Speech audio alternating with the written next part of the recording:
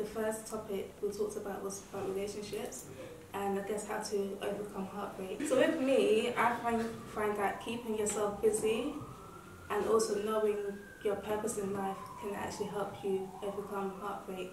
So for instance, in my first year of uni, I wasn't born again, so I was Muslim. I was raised, as a Muslim, and I met my first. Sorry for it, but yeah, I met my first boy. That's the newborn, not the old one. I met my first, my ex. Does your guy now know about this person? Yeah. So,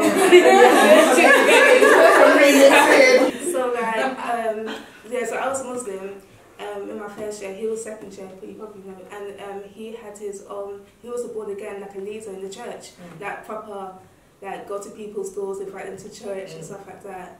Yeah, it was a proper thing it is with Muslim as well. And literally when we were together, people in his year were just like, oh, don't go retire, is she even born again, I was still going out clubbing, even though I was Muslim, but I was still going out clubbing, drinking and whatnot. And then like he would invite me to church. There was even one time he just kept on talking about the Bible, even through the Bible in his head. I'm saying it every day. That's the whole time. That's the way that we don't talk about.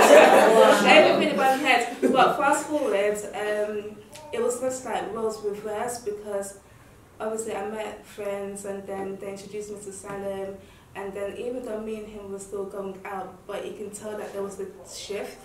So it was just like I was becoming closer to God and rededicating my life, and then obviously he wasn't in Kent anymore, so he was back to his old ways, going clubbing and stuff like that.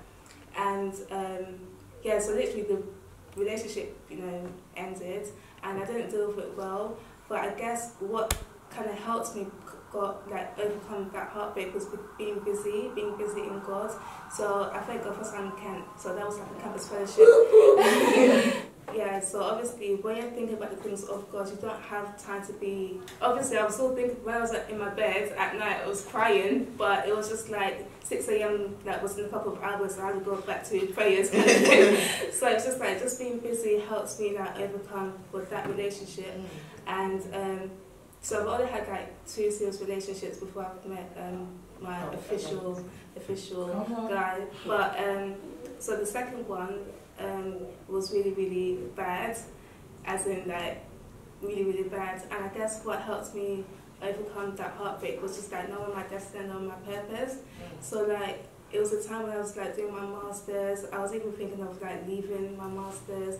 I was even like speaking to like my tutors, was like I don't think I can go on. They were just like to me, can you defer to another year? And I was like, that maybe I can. But then obviously having like friends around like peace and just knowing like God has so much in store for you. You can't just let one guy, ruin your destiny. Even before you met that guy, like you had your whole life planned out, and you're going to let this one guy, not reach your potential. And so I guess like just knowing my purpose and knowing like God has a plan for me, has a future for me, and even I have that mindset when it comes to like friendships as well. So like even like the breakdown of friendships, it's just like, I know that God has a purpose for me. Okay,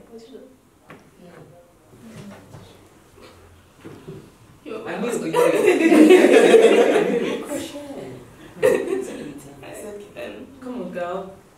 Come on. That God has a plan for you, and so that nobody be the reason why you don't reach your destiny, you don't reach your purpose, like God forbid. Like, it's just me that I will never let nobody take me away from where God wants to take me. So I just want people to just know that no matter Chief Rising.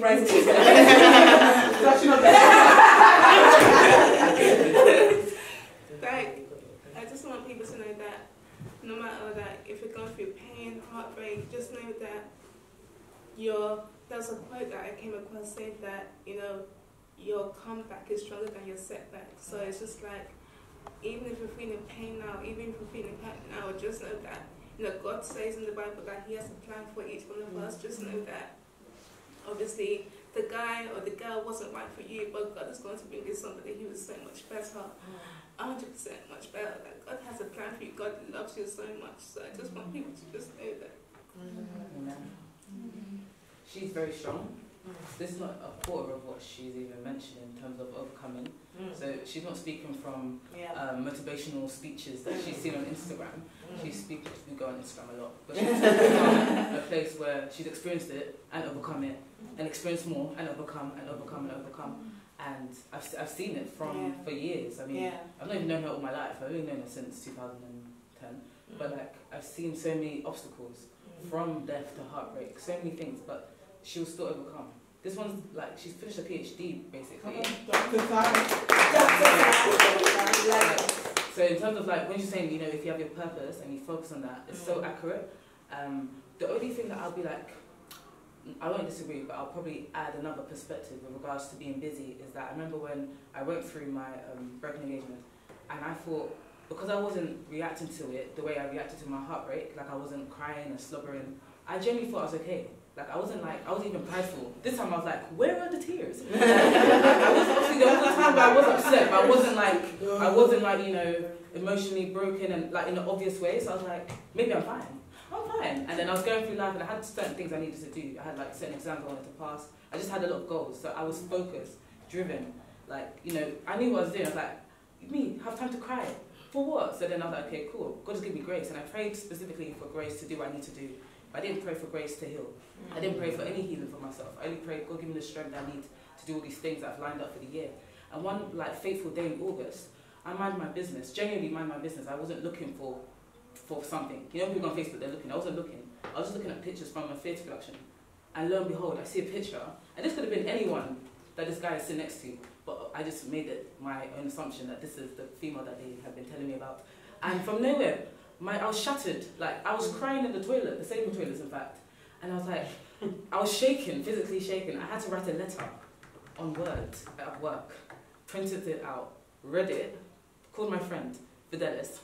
He was on other, and I said, please, I need your help. And he literally came like Superman, and he was like, okay, I'll help you and I'll pray for you. And I said, take this letter, I'm not going to speak to you about it because I'm a bit weird. I don't want to share my emotion, but I want to share my emotion. And he read the letter and he was like, wow, this is heavy. But he was like, it's good that you're finally being exposed to whatever you've been suppressing. So like, even if you're getting busy, like identify.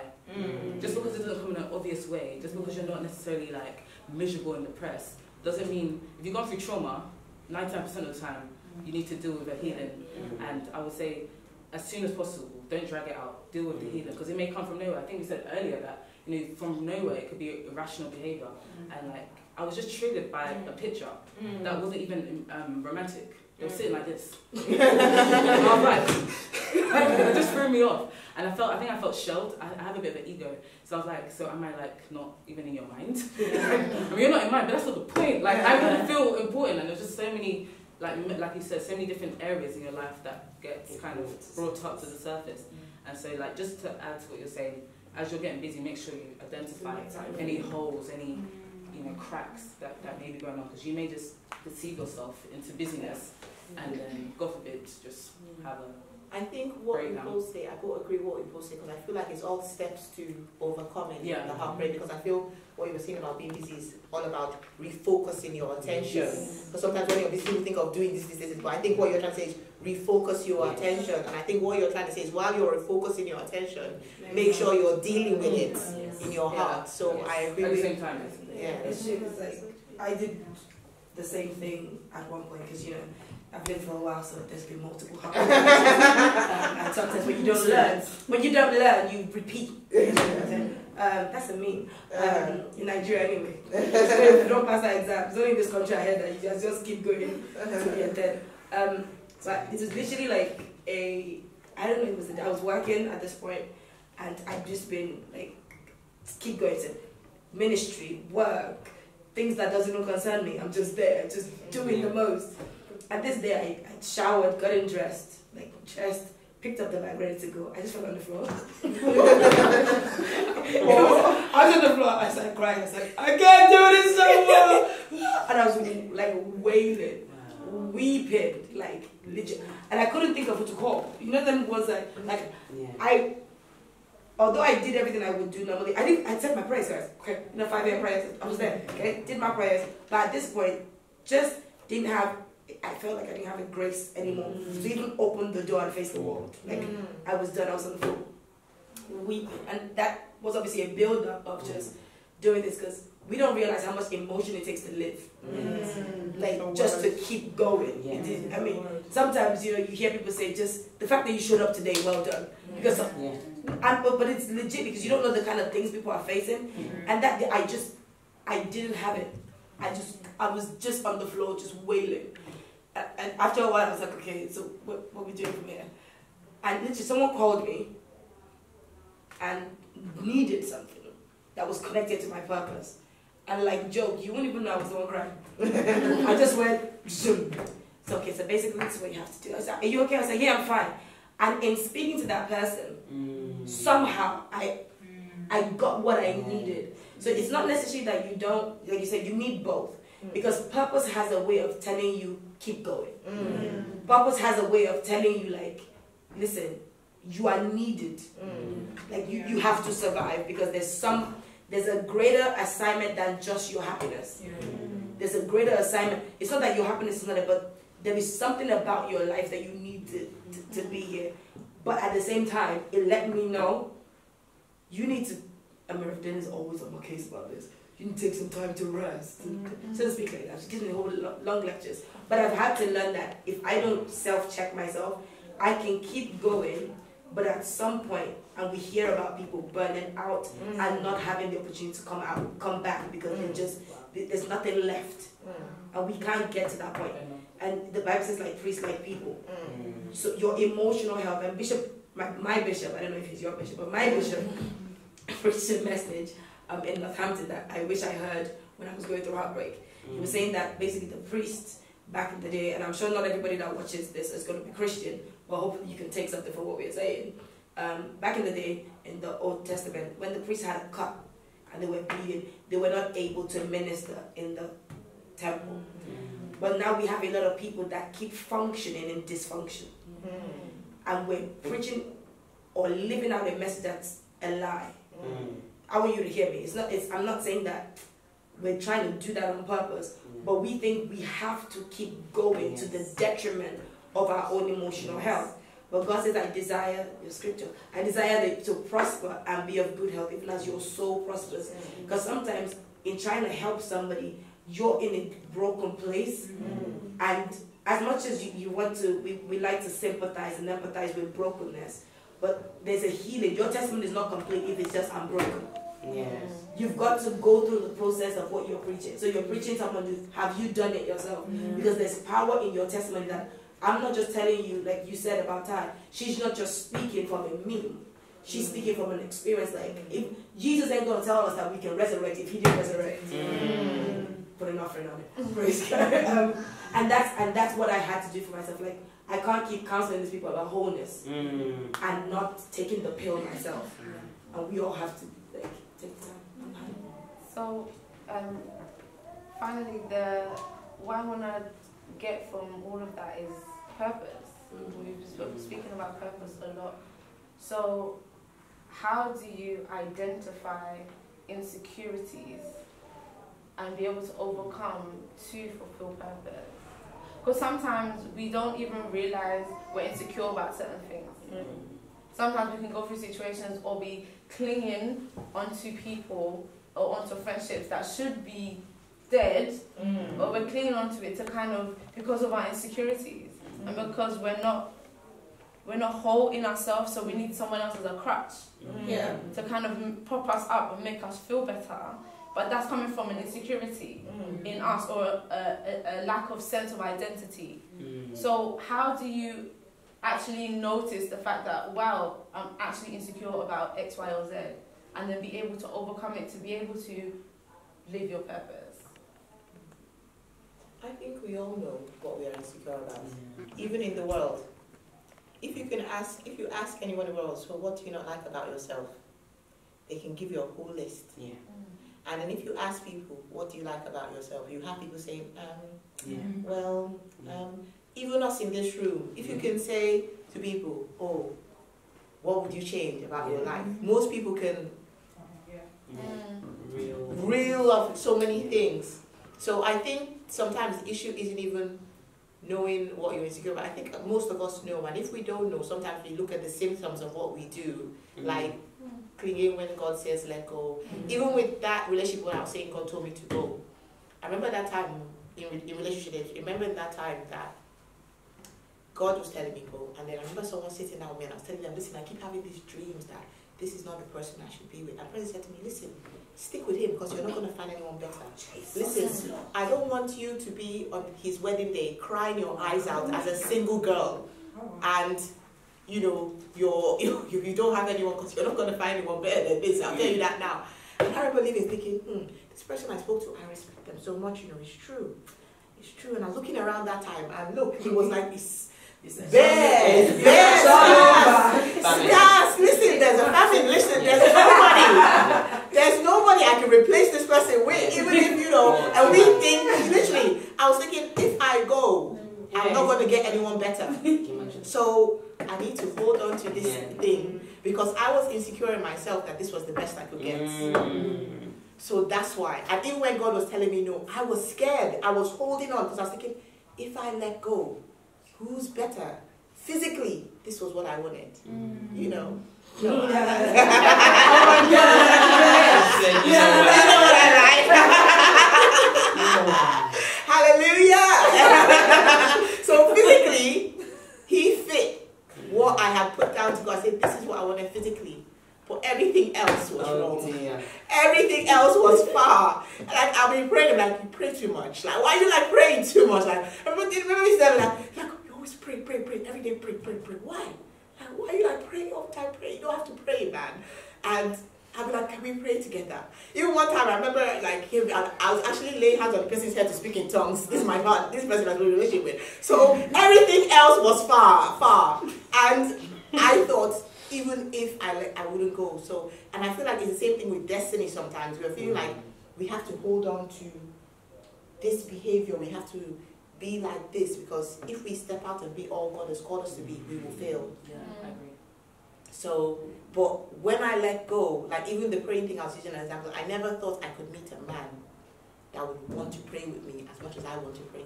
Then I would say, let's go for prayer walk. He's like, yeah. Then I'll say, wake up 5 a.m. He's like, yeah. Say your alarm, That would be as much excited as me. I remember, we went to go visit one of my friends, and she was saying to us, like, that time, 2000, this was to that age, she said to us, remember, she was like, and my husband will call me in the morning and pray, and in the evening when we're in dating, I was thinking, this girl is a liar. There is no man like this. But I was like, okay, yeah. And then she turned to me and then she's like, I pray God brings you. But in my mind, I was thinking, I've never met a man that would want to call you in the morning and pray, call you in the evening and pray, until I met my husband. Charismatic. Amen. So sometimes we don't want to be who God has called us to be, because we want to hold on to. We don't think that if we do it, we're going to be great, we're going to excel, we're going to succeed. It's fear of failure. So just believing that when the Bible said, I will do more than your mind can even think, like, even if you've not, I couldn't imagine that I would find a man that would say, it's raining, let's go and pray. Okay. But even more than I can think, God did it.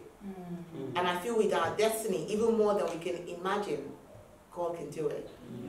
If we step in. Yeah. So, I would say for me is believing, like, I think it was a time where Fred and I were joking how they said, you two are too strong to find some. Yes, they said it to us. They said it to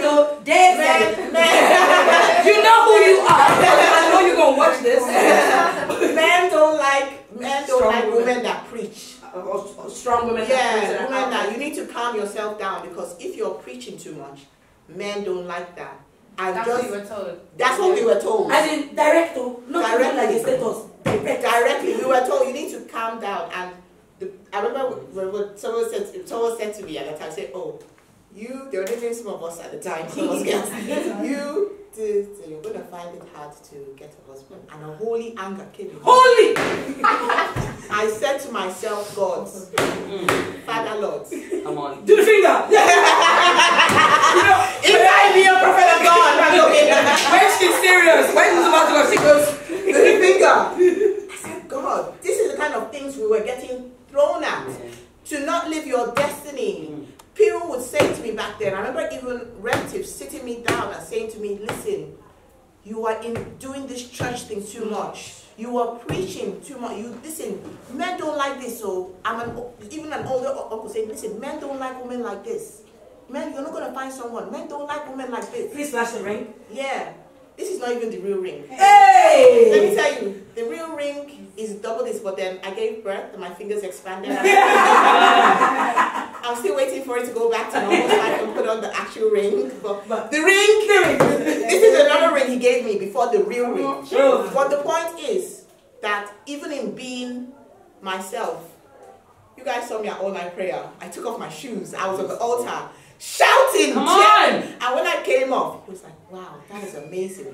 Love it. He was like, oh, you're so anointed. He was like, oh, you're so anointed. He said to me, he said, oh, I just want God to give me the grace to bring out everything from you. That's what my husband said to me. I'm sure he was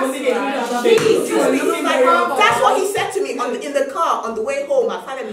He was like, I've been praying to God to help me because I just feel you're so anointed, and I just feel like the impact you have will be. The impact that you have is a global impact. People need to see this. This is what my husband was saying. Now, imagine if I had stopped. And one time I did want to stop for the man that liked me. I wanted to stop being who I was called to be. I'll confess that. I wanted to because he used to complain all the time. You're in church too much. You're doing this too much. I remember sitting with my bishop as well. Your bishop. Our bishop. And bishop said, baby, don't let anybody stop you from living out your destiny. And this time, and I thought to myself, it's true, because, you know, after they told me you're in church, I was like, oh, it's true, man. Guys don't like this. I'm too much. I'm too much. I'm too much. I'm too much. You know, you sit there and be like, oh, the Lord gave me a dream. Like, come on, chillax. You know, but honestly, I could just feel like, even in regards to friendship, even in regards to being the woman that God has called you to be, I feel like if you be everything God has called you to be, God will bring people to fit that. Exactly. That will love you. Because when I was just sitting there looking at him, I was tired, but he was like, God gave me the wisdom to bring out because I just feel you're so anointed. Like, instead of him telling me, oh, why are you preaching like that? The way you were sweating. Because I was sweating. I took off my shoes. I was walking back and forth. I knelt on the floor at one point. Literally, this is just leading prayer, all night prayer. The sweat was pouring off me. And I was just like, wow. Amazing. And I just feel like as women we need to know that if you be all God has called you to be, God will bring the friends, God will bring the death, God will bring the job, God will bring everything you are. Like, God will bring it all. You don't have to be less of you to get a man or to get anything. One thing that definitely sticks with me personally, number one, I don't have that testimony. I did the but you will. Amen.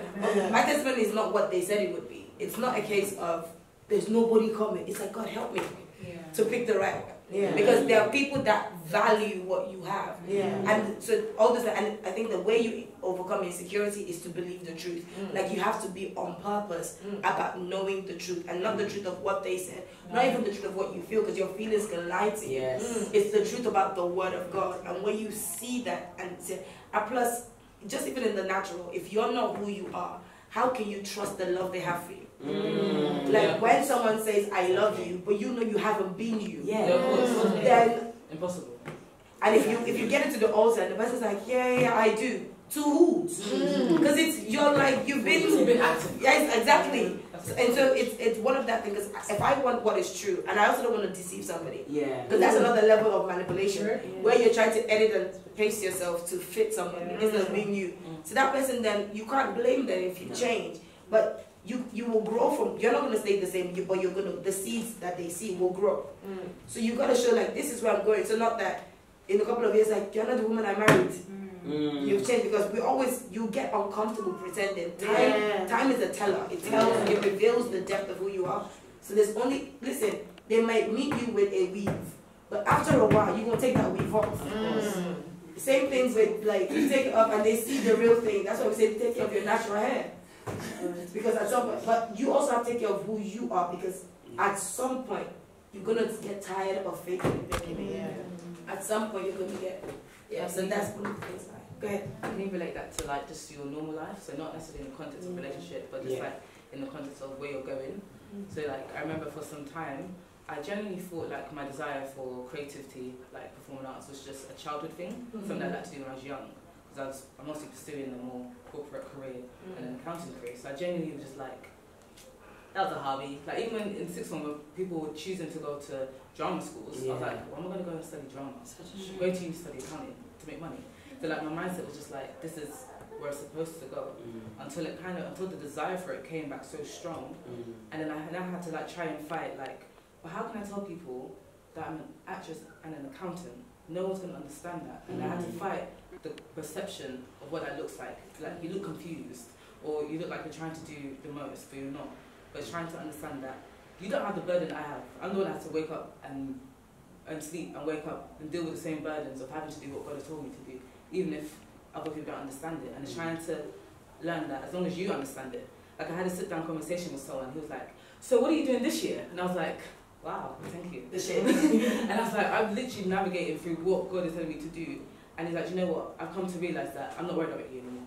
Like, it's not like, oh my gosh, what's she doing now? It's more like, no, I know she's set. She knows that what she's doing is according to what God is calling her to do, as opposed to trying to run away or hide from it.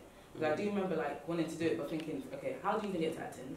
Like, what Christian actors are there? There's so many, you know. There's so many, and they pop out from, you know, when it comes to award ceremonies or when it comes to like certain situations, you begin to see there are loads in the industry who are doing things that other people aren't doing in terms of worldly actors. But it's just like kind of navigating and understanding this is not really the normal route people take, and not being insecure about that, because you don't have to do what other people are doing. If God hasn't called you to do that, He's going to hold you accountable when you die. So when it comes to, you know, being accountable to what He's called you to do, no one's going to be there to say, oh, it's because I told her she should do this. Your dad, even your dad saying go be an accountant, you can't go and say to God, oh, I told her, that's why she didn't listen to you. It's going to be you and God. And so in terms of like the insecurities and what people say, that's something I've had to deal with like this year daily. And even to this day, I'm like, if God says stop today, I'm like, cool. And I can say with my chest, oh yeah, I'm not doing that anymore because God told me to stop, as opposed to, so like, do you know what I mean? And you're just shaking and shivering. So it's just kind of understanding that, really. Mine's, the way I've dealt with insecurities is mine's more to do with, so I've learned to accept that it's okay to be different. And then this is something that I've had to deal with even from a child. It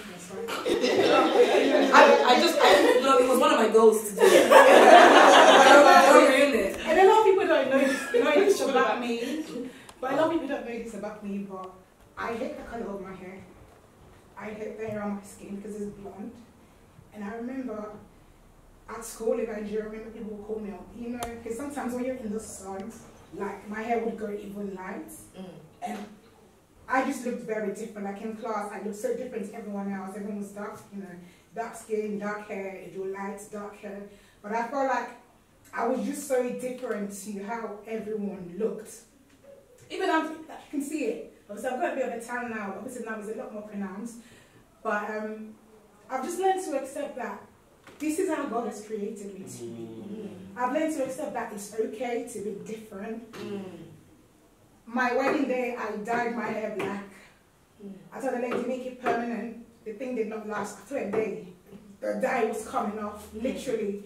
I remember one time at school, I was saying to one of my friends, she said to me, like, if you shave your hair on your hand, like the black hair will come out very quickly. I thought, God, this is the answer to my prayers. God, you know, this is it. This is the key.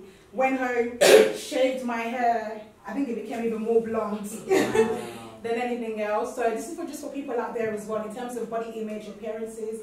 I think just understanding that God is beauty, and God's definition of beauty is not a certain way. It's not a standard way of beauty.